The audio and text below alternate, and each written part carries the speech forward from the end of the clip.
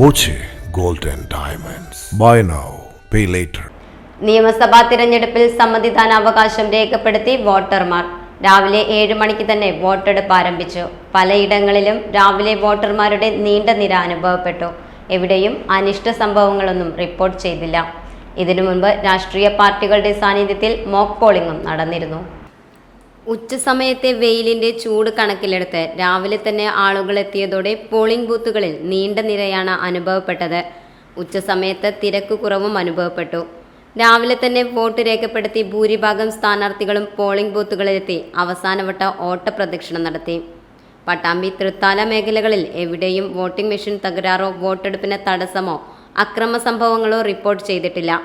പോളിംഗിന് എത്തുന്നവർക്ക് സഹായമായി പോലീസും സന്നദ്ധ സേനാ വളണ്ടിയർമാരുമൊക്കെ ഉണ്ടായിരുന്നു.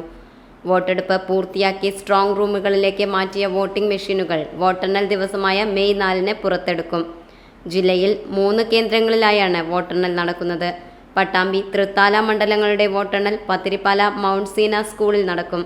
മെയ് 4 ഉച്ചയോടുകൂടി തിരഞ്ഞെടുപ്പ് വിജയത്തിന്റെ ചിത്രം പുറത്തുവരും.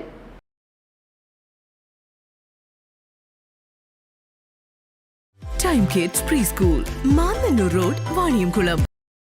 Dot view news. കാഴ്ചകളാണ് ലോകം, കണ്ടു തുടങ്ങുക.